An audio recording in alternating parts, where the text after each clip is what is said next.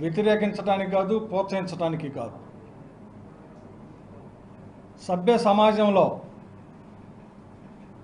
Doctor BR Ambedkar గారి రాజ్యాంగ ప్రకారం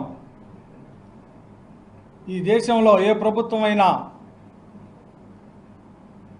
ప్రజలు తమ ఓటు హక్కు ద్వారా గెలిపిస్తే ఆ ప్రభుత్వాలు ప్రజలకి న్యాయ రక్షణ, సామాజిక రక్షణ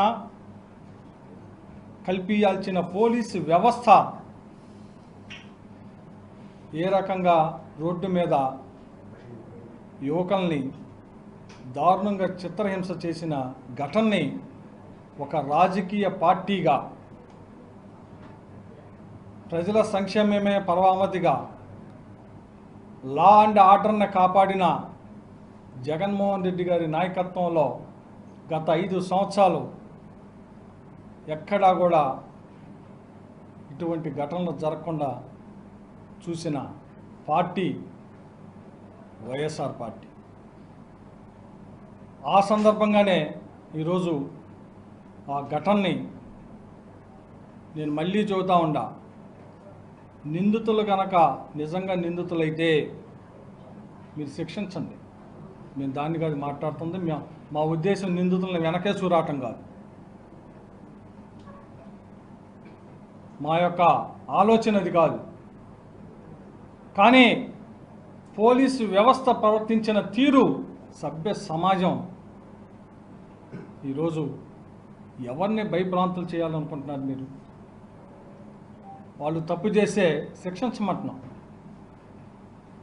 దానికి వ్యవస్థ ఉంది, కోర్టులు ఉన్నాయి. సహజంగా పోలీస్ స్టేషన్ 3rd డిగ్రీని స్టేషన్లో అమలు చేస్తారు మీరు. కానీ ప్రజల ముందు రోడ్ల మీద చిత్రహింస చేయటమే కాకుండా పోలీసులు బూట్ కాల్తో కాలు మీద ఒక సీఏ బూట్ కాల్ని కాళ్ళు తీయకుండా నొక్కి పెడతాం, ఇంకో సీఏ విచక్షణారహితంగా కొడతాం. దీన్ని ఏమంటారు? నిందితుల్ని డెఫినెట్గా శిక్షించమంటున్నాం. కానీ సమాజంలో నివసించే ప్రజల్ని భయభ్రాంతులు చేయాలా? లేదు, లా అండ్ ఆర్డర్ని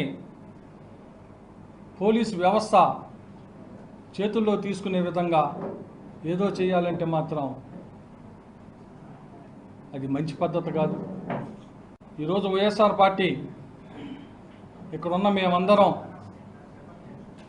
ఈ ప్రెస్ మీట్ ద్వారా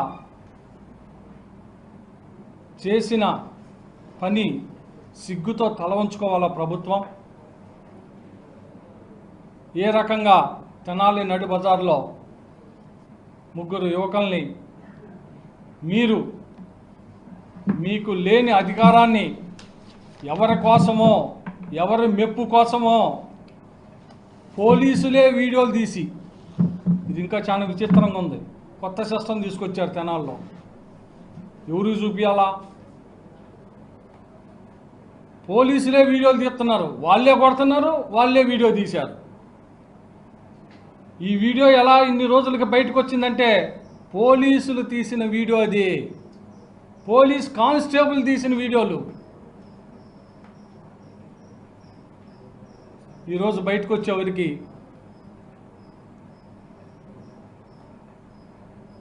ఇంత నీచంగా నాకు తెలిసి ఈ తెనాలి నియోజకవర్గంలో ఎప్పుడూ జరగని విధంగా. ఎందుకంటే నేను ఇప్పుడు 3 సార్లు పోటీ చేశాను, శాసనసభ్యుడికి చేశాను. మా తండ్రి అన్నా సత్యనారాయణ గారు అంతకుముందు 3 సార్లు ఇక్కడ మున్సిపల్ చైర్మన్గా, ఎమ్మెల్యేగా పనిచేసి మంత్రిగా పనిచేశాం. ఇంకా అనేక మంది నాయకులు ఈ తెనాల్లో శాసనసభ్యులయ్యారు. కానీ ఏ రోజు జరగని విధంగా ఇంత దారుణంగా ఈ చర్యని ఖండిస్తూ ఉంటాం. తప్పకుండా ఈ చర్యని పోలీసు వ్యవస్థకే మాయని మచ్చ. అలాగే ప్రభుత్వం ఈ చర్యపై ఇమీడియట్గా యాక్షన్ తీసుకోవాలని చెప్పి వైఎస్ఆర్ పార్టీ డిమాండ్ చేస్తాం.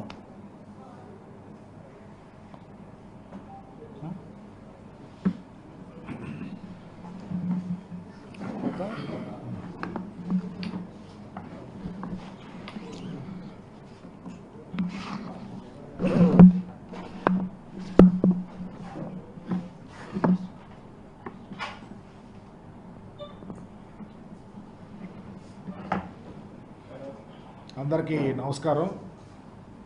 నాతో పాటు సోదరులు మాజీ శాసనసభ్యులు శివకుమార్ గారు, అట్లాగే ఎమ్మెల్సీ గారు మొండితోక అరుణ్ కుమార్ గారు, మాజీ వైఎస్ఆర్ కాంగ్రెస్ పార్టీ గుంటూరు జిల్లా అధ్యక్షులు మందపాటి శేషగిరిరావు గారు, అలాగే ప్రతిపాడు నియోజకవర్గ ఇన్ఛార్జ్ సోదరులు కిరణ్ గారు, అట్లాగే జిల్లా వైఎస్ఆర్ కాంగ్రెస్ పార్టీకి సంబంధించిన సెక్రటరీ డేవిడ్ గారు, అట్లాగే ఎస్సీ విభాగానికి సంబంధించిన నాయకులు, తెలానికి సంబంధించినటువంటి నాయకులందరూ ఈ సమావేశంలో పాల్గొనడం జరిగింది. ముందుగా శివకుమార్ గారు మాట్లాడినటువంటి తెలాలి పట్టణంలో నడిబొడ్డున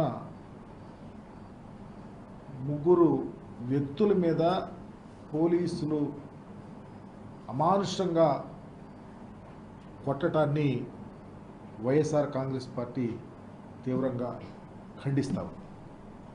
అమానుషంగా కొట్టడం, ఇప్పుడు ముద్దాయి అయితే అతనికి ఎలాంటి శిక్ష వేయాలో చట్ట ప్రకారం చేయాల్సినటువంటి బాధ్యత వ్యవస్థ మీద ఉంది.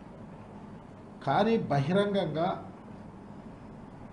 పర్టిక్యులర్గా దళిత మైనారిటీల పిల్లలను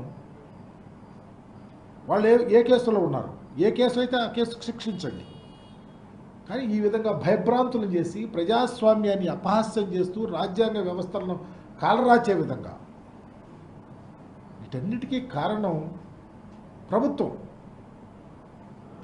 నడిపిస్తున్నటువంటి తీరే తప్పిదాలు ఉన్నాయి కాబట్టి వారిని బట్టి నడుస్తూ ఉంది పోలీసు వ్యవస్థ కూడా.